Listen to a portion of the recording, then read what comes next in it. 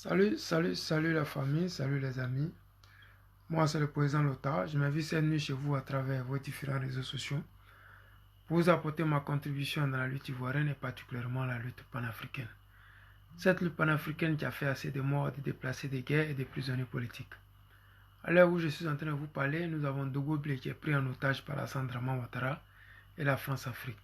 Sans oublier l'Ivoirien de souche Peter 007 qui, pour une histoire politique, est mis en prison pour une durée indéterminée. Parce qu'il n'est pas jugé, on ne sait pas de quoi parle l'auteur. Mais ce soir, je voulais vous parler de Soro Guillaume qui est visé par une plainte qui a été déposée en 2020. C'est-à-dire que pendant la désobéissance civile. Alors qu'il y a des plaintes qui sont déposées contre Soro Guillaume et Alassane Draman Ouattara à la CPI. Et la France ne fait pas cas de ça. C'est ça la France-Afrique. Draman Ouattara prépare actuellement 2025. Draman Ouattara est monté sur le terrain. Draman Ouattara en train de balayer le terrain, nettoyer le terrain. Mais nous autres là, les gens sont préoccupés par les conneries, sont préoccupés par les bêtises. Que faire? La seule personne qui nous reste et qui est digne de respect, c'est le président Laurent Gbagbo. Je le dis, je le pense, c'est une réalité. Les Ivoiriens le savent aussi au même titre que moi. Mais le cas de Soro Guillaume, c'est un cas d'école. Ça devrait en temps normal interpeller certains repéros actuellement comme le blé, de maïs, de manioc, de la marmaille gang qui commencent à flirter avec Alassane Draman Ouattara sous prétexte que le président Laurent Gbagbo ne sera pas candidat en 2020 et qu'Alassane Draman Ouattara, il se pourrait qu'il leur laisse la place et qu'eux, ils vont concourir entre eux la nouvelle génération. Il y a une chose qu'il oublie, c'est que Soro Guillaume a tué IB pour faire plaisir à Alassane Draman Ouattara. Soro Guillaume a trahi le président Laurent Gbagbo pour faire plaisir à Alassane Draman Ouattara. Soro Guillaume a commis des charniers à l'ouest pour faire plaisir à Alassane Draman Ouattara. Si Alassane Draman Ouattara n'a pas donné le pouvoir à Soro Guillaume, ce n'est pas toi, blé, maïs, manioc, ce n'est pas à toi que Draman Ouattara va donner le pouvoir. Tu le sais. Même si dans ta tête, là-bas, ça trottine qu'il se peut que la France t'ait promis quelque chose, ils ne t'ont rien promis. C'est ça qui est la vérité. Ce mot-là, ils ont déjà dit à Henri Konan Bédié, le B89. On ne t'a rien promis. Et c'est ce qui va arriver. Vous qui êtes en train de trahir le président Laurent Gbagbo, trahir les Ivoiriens sous prétexte que Alassane Draman Ouattara va quitter la politique en 2025 et il va vous laisser concourir. J'ai vu cette femme malhonnête qu'on appelle, je ne sais pas, Simone, dit qu'elle va être candidate en 2025. C'est pour cela qu'il y a tous ces magouilles là pour empêcher le président Laurent Gbagbo d'être candidat.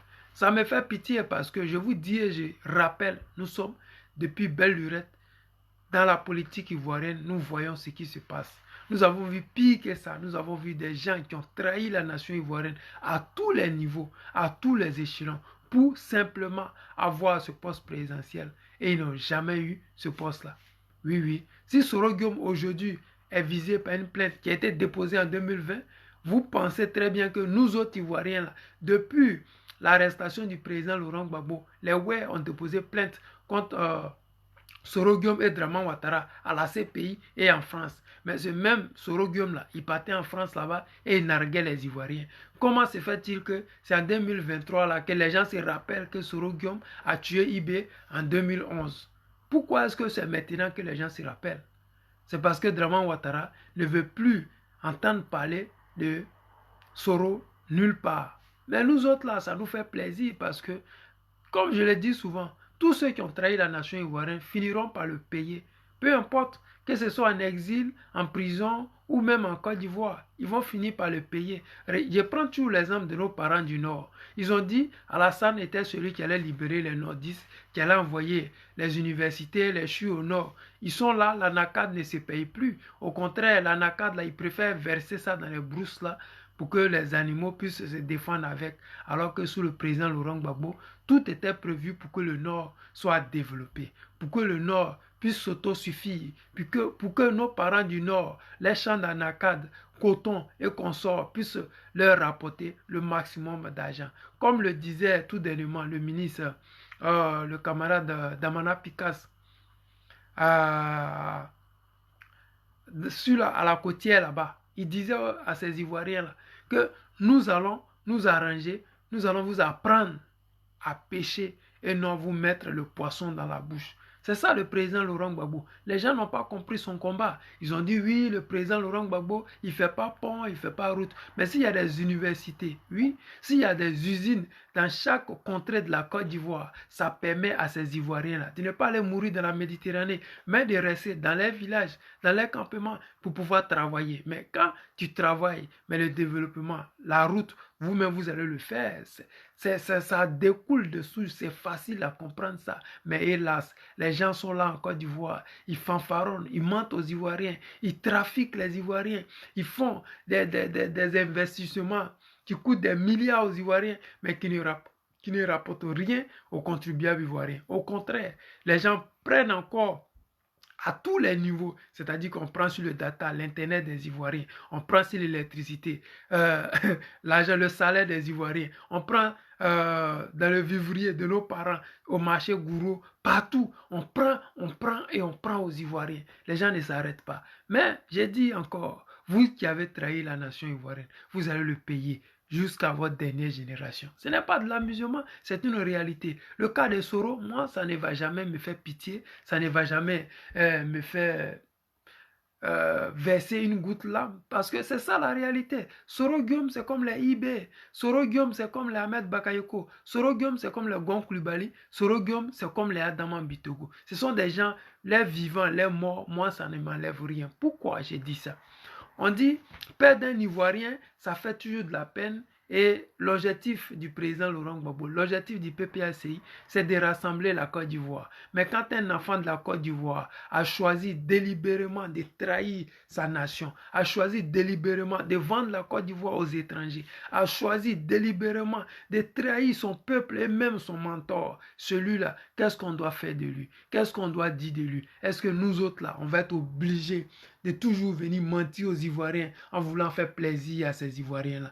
Non, je suis désolé parce que quand tu es Ivoirien et que tu vois un certain Soro qui est dans la misère, ça fait de la peine, mais cette peine-là, ce n'est rien comparé à ce qu'a subi nos parents de l'Ouest. Oui, oui, à ce qu'a subi les Ivoiriens. À cette époque, sous la gouvernance du président Laurent Gbagbo, mais quand les gens passaient le bac, mais c'était le stress partout. Il y a certains contrées de la Côte d'Ivoire où les gens ne pouvaient pas passer le bac, comme à l'ouest, comme au nord, comme ça. C'était géré par Draman Ouattara et sa rébellion.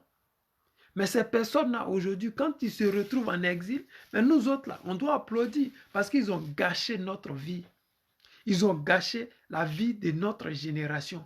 Ils nous ont mené la vie tellement dure que nous autres, aujourd'hui, nous sommes aigris. Oui, on est aigris parce que sous la gouvernance du président Laurent Gbagbo, mais rien n'était facile. On ne pouvait même pas s'amuser. On avait peur de tout. On était heureux d'être en Côte d'Ivoire, d'être ivoirien, de mener ce combat-là contre la France-Afrique. Mais la réalité, les Ivoiriens souffraient parce qu'on n'était pas heureux, on n'était pas libre, on ne pouvait pas faire ce qu'on pouvait parce que à l'international, le pays était limité, il y avait les embargos sur la Côte d'Ivoire, il y avait plein d'embargos sur la Côte d'Ivoire. Mais aujourd'hui, regardez, le pays, tout est ouvert. Pourquoi? Parce que tout est donné gratuitement à ces Européens. Et aujourd'hui, qui paye tout ça? C'est les Ivoiriens qui le payent. J'ai dit à ces Ivoiriens-là, serrez les ceintures. Oui, ayez confiance en ces leaders du PPACI qui vont vers vous et qui vous parlent. Parce que ce qu'ils vous disent, c'est une réalité. Et cette réalité-là, nous devons mettre ça en exergue pour que nos enfants, nos petits-enfants, les générations à venir ne puissent pas subir ce que nous avons subi. Nous devons bannir la dictature définitivement en Côte d'Ivoire, c'est-à-dire que mettre une croix sur Alassane Draman Ouattara et sa rébellion. Je suis heureux que la France décide enfin de poursuivre Soro Guillaume. Mais la réalité, ce n'est pas Soro Guillaume qu'ils veulent poursuivre. Ils veulent prendre les biens de Soro Guillaume qui se retrouvent en France. L'objectif des Français, c'est ça. La France-Afrique, c'est ça. C'est-à-dire qu'on t'utilise, on te fait acheter des biens en Europe avec des milliards appartenant aux Africains. Et après, on te poursuit pour les crimes que tu auras commis et on prend tous ces biens-là dans ta main. Ce qu'ils sont en train de vouloir faire actuellement à Soro Guillaume, c'est de le ruiner. c'est de l'empêcher de pouvoir vivre. C'est de faire de toute sorte que lui, Soro Guillaume, il ne puisse plus se retrouver. Aujourd'hui, s'il a un peu d'argent et puis il se cache, il se permet de payer les cyberactivistes pour s'en sortir. Mais mon frère, c'est parce qu'il a l'argent. Mais c'est à cause de ça que les Européens veulent empêcher qu'il puisse vivre heureux ces derniers jours. On veut qu'il soit dans la misère. On veut qu'il puisse enfin comprendre que quand tu marches avec la France-Afrique, tu dois marcher jusqu'au bout. Et pourquoi? Parce que le gars est parti en Russie, déposer des biens en Russie. Et avec la France-Afrique, soit tu es avec eux, soit tu es contre eux. Et lui, Soro, il a joué sur plusieurs tableaux à un moment donné. Il a joué sur plusieurs tableaux parce qu'il voulait devenir président. Il a joué sur plusieurs tableaux parce qu'il s'est dit que oui, en ayant le soutien de plusieurs puissances, il peut s'en sortir facilement. Mais il ne sait pas que dans ce game-là, c'est celui qui est au pouvoir qui tient les mallettes. Soit tu t'appelles Gbagbo Laurent et tu es aimé par ton peuple et que même sans argent, tu peux survivre. Mais soit tu t'appelles Soro Guillaume et tu te rallies et tu la fermes et tu restes dans ton coin. Parce que Soro Guillaume écrit un livre en disant que j'ai été rebelle. C'est moi qui ai soutenu la rébellion, c'est moi qui ai financé la rébellion. C'est pour dédouaner Alassane Draman Ouattara et dans le même temps dédouaner la France aussi. Mais nous qui sommes Ivoiriens, on sait qu'à 28 ans, tu ne peux pas financer une rébellion.